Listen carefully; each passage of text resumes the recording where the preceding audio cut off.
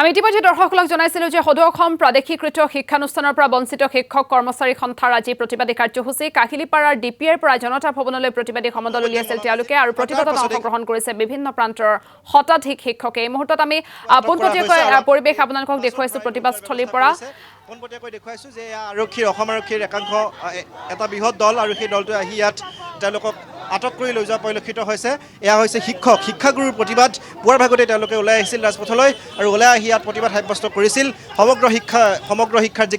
কাৰ্যালয় আছে সেই কাৰ্যালয়ৰ সন্মুখত তেওঁলোকে প্ৰতিবাদ সাব্যস্ত কৰিছিল আৰু এইখিনি মুহূৰ্তত তেওঁলোকক আটক কৰি লৈ যোৱাৰ ব্যৱস্থা কৰিছে।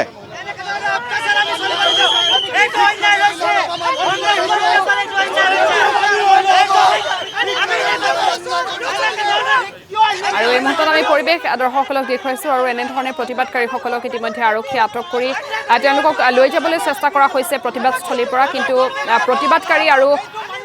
আৰক্ষীৰ মাজত আচলতে বাকযুদ্ধৰ সৃষ্টি হৈছে। আমি দৰ্শকসকলক দেখুৱাইছো তেওঁলোকৰ আচলতে প্ৰতিবাদ আজি নহয়, তেওঁলোকে বাৰে বাৰে প্ৰতিবাদকাৰীসকল যে এই প্ৰতিবাদকাৰীসকলক এইখিনি মুহূৰ্তত আটক কৰা হৈছে আমি পোনপটীয়াকৈ দেখুৱাইছোঁ। পুৱাৰ ভাগতে তেওঁলোকে প্ৰতিবাদ সাব্যস্ত কৰিবলৈ ইয়ালৈ ওলাই আহিছিল, অৰ্থাৎ সমগ্ৰ শিক্ষাৰ যি কাৰ্যালয় আছে সেই কাৰ্যালয়ৰ সন্মুখলৈ ওলাই আহিছিল। তেওঁলোকৰ দাবী হৈছে যে প্ৰাদেশিকৃত যিসমূহ শিক্ষানুষ্ঠান আছিল সেই শিক্ষানুষ্ঠানসমূহৰ পৰা তেওঁলোকৰ পদসমূহ বঞ্চিত হৈছিল আৰু তাৰ কাৰণে তেওঁলোকে প্ৰতিবাদ সাব্যস্ত কৰি আহিছে। বিগত বৰ্ষৰ পৰা আমি দেখি আহিছোঁ যে ইয়াৰ পূৰ্বে তেওঁলোকে খানাপাৰাত প্ৰতিবাদ সাব্যস্ত কৰিছিল আৰু আজিৰ দিনটোত তেওঁলোকে ইয়াত প্ৰতিবাদ সাব্যস্ত কৰিছে, অৰ্থাৎ সমগ্ৰ শিক্ষাৰ যি কাৰ্যালয় আছে সমগ্ৰ শিক্ষাৰ কাৰ্যালয়ৰ সন্মুখত তেওঁলোকে প্ৰতিবাদ সাব্যস্ত কৰিছে। কিন্তু আৰক্ষীয়ে বাধা প্ৰদান কৰিছে। আৰক্ষীৰ এটা বৃহৎ বাহিনী ইয়ালৈ আহিছে। আৰক্ষীৰ বাহিনীটো ইয়ালৈ আহি তেওঁলোকক এগৰাকীকৈ আটক কৰিছে আৰু আটক কৰি চচলত যি নিৰ্ধাৰিত ধৰ্ণাস্থলী আছে সেই ধৰ্ণাস্থলীলৈ লৈ যোৱাৰ ব্যৱস্থা কৰা হৈছে। আমি দেখুৱাইছোঁ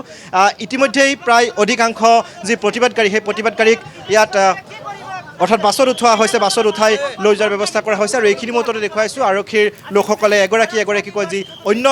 প্ৰতিবাদকাৰী ইয়াত আছিল তেওঁলোককো আটক কৰিবলৈ চেষ্টা কৰিছে। আমি পোনপটীয়াকৈ দেখুৱাইছোঁ যে মহিলা আছে, মহিলা প্ৰতিবাদকাৰী প্ৰায় ইয়াত অৰ্ধশতাধিক মহিলা প্ৰতিবাদকাৰী পুৱাৰ ভাগতে ওলাই আহিছিল আৰু এইখিনি মুহূৰ্তত যিহেতু ইয়াত বৃহৎ যান জঁট হৈছে ৰাজপথৰ মাজতে তেওঁলোকে প্ৰতিবাদ সাব্যস্ত কৰিবলৈ লৈছিল, গতিকে এইখিনি মুহূৰ্তত আৰক্ষীৰ বৃহৎ বাহিনী ইয়ালৈ আহি তেওঁলোকক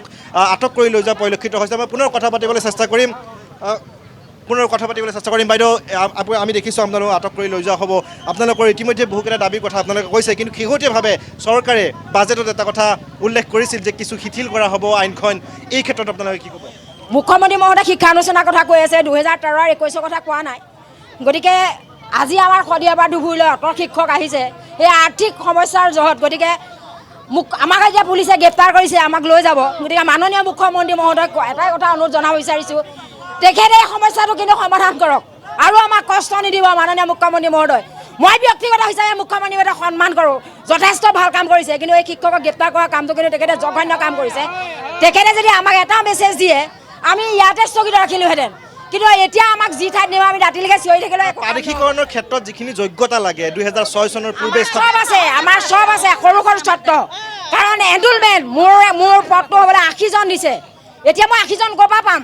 প্ৰথমটো হ'বলৈ 10জনৰ নাই, 80জন কেনেকৈ পাম? আপোনাৰ বিদ্যালয়খন কেতিয়া স্থাপিত? মোৰ বিদ্যালয়খন আপোনাৰ 1991ত প্ৰাদেশিকৰ নীতি নথিপত্ৰ আছে, সকলো আছে বৈধ। তেনেহ'লে আপোনালোকৰ ৰিজেক্ট বুলি কিয়? আমাক মই কৈছোঁ যে কাৰোবাক ডাইচৰ, কাৰোবাৰ এনৰোলমেণ্টৰ, কাৰোবাৰ লেট। গতিকে আমি এটাই মুখ্যমন্ত্ৰী মহোদয়ক কৈছোঁ যে অসমীয়া ইংৰাজী বাধ্যতামূলক ছাবজেক্ট, সেই ছাবজেক্টত ছাত্ৰ ছাত্ৰী অনুপাত কৰি বাকীখিনিক লৈ যাওক। একেবাৰে ইজি এইখিনি। আমাৰ বিষয়বোৰ ছাত্ৰ ছাত্ৰীয়ে বাছনি কৰি লয়, এনেকৈ নিৰ্ধাৰিত এনৰোলমেণ্ট নাথাকে। তেতিয়া আছিলে যেতিয়া আমি সোমাইছিলোঁ, এতিয়া প্ৰাইভেট হ'ল, ছাত্ৰ ছাত্ৰীৰ সংখ্যা কমিছে, এতিয়া আমি ক'ত যাম? এনেকুৱা চৰ্ত দিলে নচলিব। আমাক বেলেগত হ'লেও দি দিয়ক। আমি পোষ্ট গ্ৰেডৰ শিক্ষক হয়,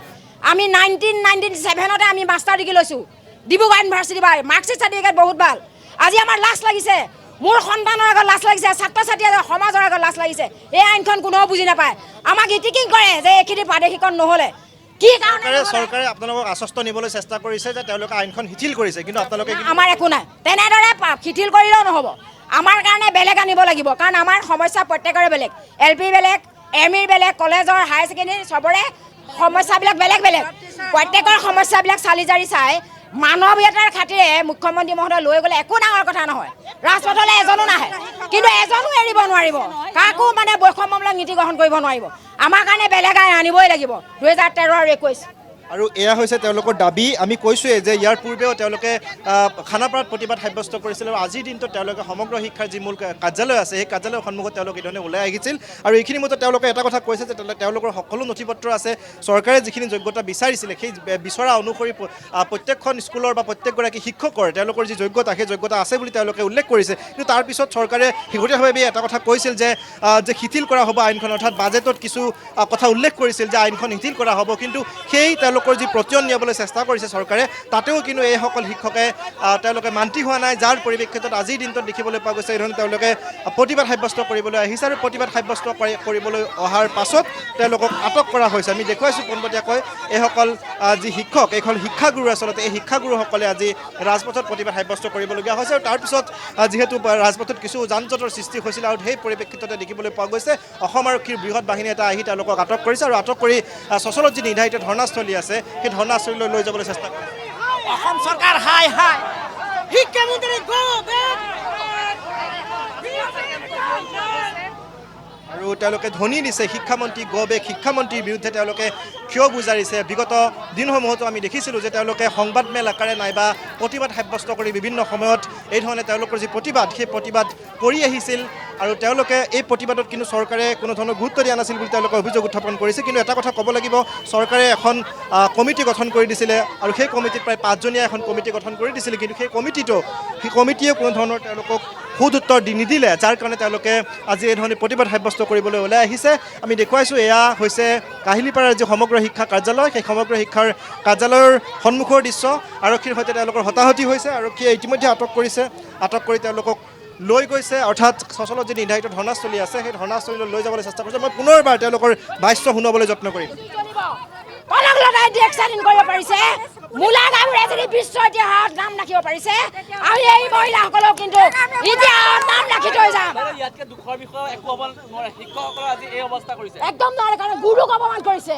গুৰু হ'ল দেশৰ ধৰণী স্বৰূপ মুখ্যমন্ত্ৰী মহোদয় কেনেকুৱা গুৰুৱে কিন্তু মহান কৰিছে এই আসনক বহুৱাইছে গতিকে আৰু এইধৰণে দেখুৱাইছোঁ আমি যে এগৰাকী শিক্ষয়িত্ৰী তেওঁ ইতিমধ্যে কৈছে 98ত তেওঁ গ্ৰেজুৱেট আৰু সেই সময়ৰ পৰা তেওঁ শিক্ষকতা কৰি আহিছে আৰু আজিৰ দিনটোত তেওঁৰ এই অৱস্থা গতিকে দেখিবলৈ পোৱা গৈছে যে এইধৰণে আজি যিসকল শিক্ষাগুৰু ৰাজপথলৈ আহিছিল প্ৰতিবাদ সাব্যস্ত কৰি নিজৰ ন্যায্য প্ৰাপ্তিৰ দাবীৰে আৰু সেই শিক্ষকসকলক এইখিনি মুহূৰ্তত আৰক্ষীৰ লোকসকলে আটক কৰি লৈ যোৱা পৰিলক্ষিত হৈছে পোনপটীয়াকৈ দেখুৱাইছোঁ ছাৰ প্ৰথমতে মই আপোনালোকক সন্মান কৰিছোঁ আৰু যিসকলে ইয়াত আমাৰ আৰক্ষী বিষয়াসকলক আমাৰ হেৰি কৰিছে নহয় জানো তেওঁলোককো সন্মান যাচিছোঁ আমি তেওঁলোকে আমাক ইমান অপমান কৰি চুচৰাই বাগৰাই সোমাইছে নহয় জানো কিন্তু তেওঁলোকক আমি সন্মান কৰোঁ কাৰণ আমাৰ নিচিনা শিক্ষকে তেওঁলোকক কি শিক্ষা দিয়া হয় তেনেকুৱা এটা শিক্ষা দিয়া নাছিলে যে শিক্ষক জাতি কেনেকৈ চুচৰাই বাগৰাই নি মেলি গাড়ীত উঠোৱা সেইটো অধিকাৰ নাই আমাৰ ভাৰতবৰ্ষত নাৰীক সন্মান কৰা এখন দেশৰ নাৰী আমি আমাক এটা সন্মান কৰক আমাৰ এপইণ্টমেণ্ট দিয়ক আমি মুখ্যমন্ত্ৰী মহোদয়ক টানি অনুৰোধ কৰিছোঁ আমি 25 বছৰ ৰানিং হৈ গ'ল মই কৰি আছোঁ চাকৰি মোৰ স্কুলত ল'ৰা ছোৱালীৰ অভাৱ নাই স্কুলখন কেতিয়া স্থাপিত হৈছিল 79ত ষ্টাবিলিজ মোৰ স্কুলত কেইটা 6টা পোষ্ট হৈ গ'ল মোৰ পোষ্টত ড্ৰপ হৈ গ'ল 2000 আপোনালোকৰ যোগ্যতা আছে মোৰ দক্ষতা আছে দক্ষতা থকা স্বত্তেও মোৰ তেতিয়া প্ৰবীণ নাছিলে মোৰ মধ্যমা বিচাৰত আছিলে মধ্যমা বিচাৰত একবিলেনটো প্ৰবীণ বুলি কোৱা অৰ্ডাৰ কপি ডাইৰেক্টৰ অফিচৰ পৰা ওলোৱা ডাইৰেক্টৰ কৰি ছাবমিট কৰাৰ স্বত্তেও তেওঁলোকে মোক নট প্ৰবীণ বুলি লিখি পঠিয়ালে তাৰ কাৰণে মোৰ পোষ্টটো ড্ৰপ হৈ গ'ল এতিয়া ইলিজিবল কৰি থৈছে কিন্তু আজিলৈকে মোক বহুতক জনালে শিক্ষা মুখ্যমন্ত্ৰী এখন কমিটি গঠন কৰিছিল কমিটি কি ৰিপৰ্ট দিলে কমিটিটো ৰিপৰ্ট দিছে আমাক কমিটিয়ে ৰিপৰ্ট দিছে মোক স্কুলৰ এগৰাকী টিচাৰ হিচাপে তেওঁলোকে ৰিপৰ্ট দিছে তেওঁলোকে এপইণ্টমেণ্ট কৰিছে আমাক এপইণ্টমেণ্ট দিয়া হয় ছাৰ মই আপোনালোকক কাগজ এখন দেখুৱাই দিব পাৰোঁ মই দেখুৱাই দিম আপোনালোকক আৰু এইধৰণে দেখিবলৈ পোৱা গৈছে তেওঁলোকে ক্ষোভ গুজাৰিছে তেওঁলোকে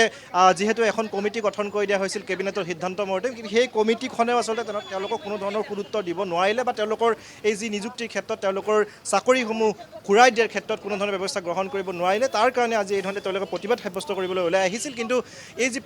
প্ৰতিবাদৰ মুখীমূৰ কৰিবলৈ অসম আৰক্ষীৰ যি দল সেই দলে এইখিনি মুহূৰ্তত আটক কৰি লৈ যোৱা পৰিলক্ষিত হৈছে আৰু তেওঁলোকক কোৱা হৈছে যে চচলৰ যি নিৰ্ধাৰিত ধৰ্ণাস্থলী আছে সেই ধৰ্ণাস্থলীলৈ যাব লাগে আৰু গৈ তেওঁলোকে তাত প্ৰতিবাদ কৰিব লাগে কাৰণ ইয়াত দেখিবলৈ পোৱা গৈছে যে বৃহৎ যান জঁট আৰু সেই যান জঁটৰ প্ৰতি লক্ষ্য ৰাখি অসম আৰক্ষীৰ দলে এইখিনি মুহূৰ্তত তেওঁলোকক আটক কৰি লৈ যোৱা পৰিলক্ষিত হৈছে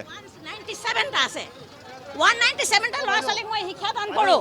4টা ক্লাছ আছে এইবাৰ 5টা ক্লাছ এলপি স্কুল এম মই যাম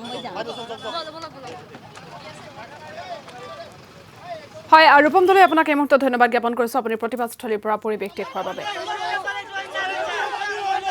আমি যাব নিদিওঁ গতিকে চব আজি আমাক ৰেষ্ট কৰিব লৈছে গতিকে আমি এইটো সহ্য